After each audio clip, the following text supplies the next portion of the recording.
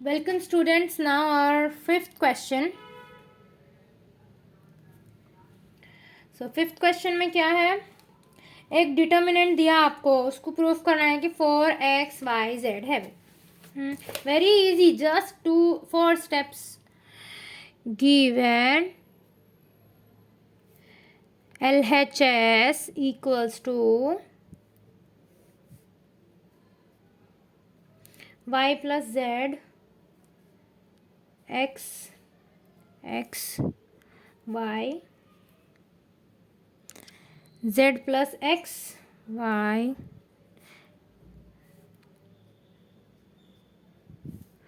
x plus y. ये है ये LHS हमें क्वेश्चन में दिया. तो अब आप हमें प्रूफ क्या करना है, 4 into x into y into z proof करना है. तो हमें कुछ ना कुछ करके ये डबल है सो चीज़ें तो ख़त्म करनी पड़ेंगी ना. तो कैसा कर सकते हैं अब वो देखो. अब मैं कर रहा हूँ क्या, आप वो देखो. R1 minus R2 plus R3. R1 क्या है, रो, ये वाली रो. ओके, अब ये वाली रो में फर्स्ट देखो y plus Z R1 minus R2 क्या है, ये और ये. R3 क्या है, ये. R2 क्या है, ये. y plus z minus into y minus y minus into z minus z plus y minus y 0. So अब क्या होता है इधर, plus y minus y 0 plus z minus z 0. तो अब ये पूरा 0 आता है. अब देखो क्या क्या हो रहा है इधर. अब देखो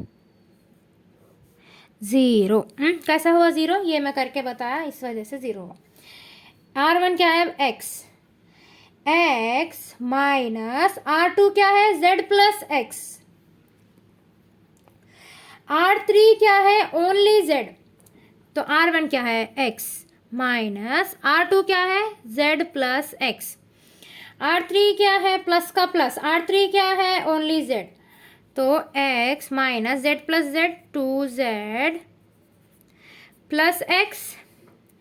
x minus into 2z minus 2z minus into x minus x plus x minus x क्या होता है इधर, क्या बचता, माइनस 2z.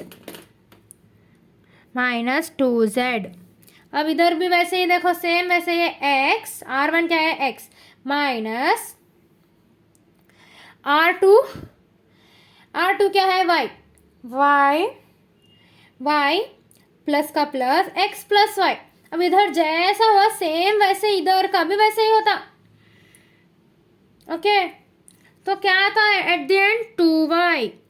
अब R2 और R3 तो मैं R2 और R3 में कोई चेंजेस नहीं करे थे, वो एज इट इज लिख दो.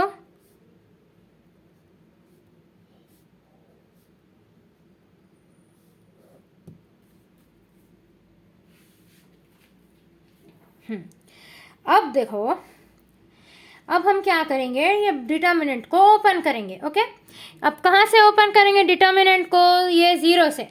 0 इंटू इसकी रो और कॉलम कैंसिल हो जाती, this into this minus this into this again. लेकिन 0 को हम फिर अंदर मल्टीप्लाई करते ना, तो ये ऑटोमेटिकली 0 हो जाता. हमें ये 0 वाला करने की ज़रूरत ही नहीं है कभी भी. ओके, अगर आपको अब ये समझ में नहीं आया क्या हुआ इधर, तो इतना याद रखो, अब आप कोई भी डिटर्मिनेंट ओपन कर रहे, तो आप कोई भी डिटर्मिनेंट ओपन कर रहे तो आप हमेशा ये याद रखो कि 0 वाला, अगर आप समझो आप यहाँ ये वाला लेके ओपन कर रहे, तो 0 वाला आप ऑटोमेटिकली नहीं करना, लेकिन इसको फर्स्ट टर्म मानना, इसको सेकेंड टर्म मानना, इसको थर्ड टर्म मानना. बोलने का मतलब इधर माइनस 2z है ना, हम नॉर्मली डिटर्मिनेंट ओपन करते वक्त क्या करते हैं, ये फर्स्ट वाला लिख के मल्टीप्लाई करके लिखते हैं, सेकेंड वाले को माइनस डाल के लिखते हैं ना, सेकेंड वाले को प्लस रहे तो भी माइनस लिखते हैं, माइनस रहे तो भी प्लस लिखते हैं ना डिटर्मिनेंट ओपन करते वक्त. तो अब इधर माइनस है ना, ये डायरेक्ट इधर क्या हो जाता, प्लस 2z. क्यों, क्योंकि ये सेकेंड टर्म है.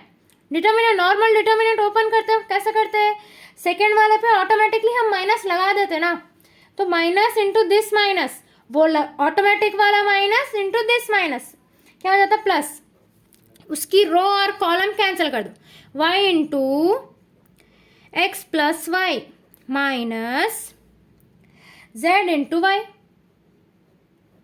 अब ये माइनस ही है, प्लस अब प्लस आने का था लेकिन ये माइनस है, वो आने वाला प्लस इंटू माइनस, ये वाला माइनस क्या हो जाता माइनस 2y, इसकी रो और कॉलम कैंसिल कर दो, z into y minus z into z plus x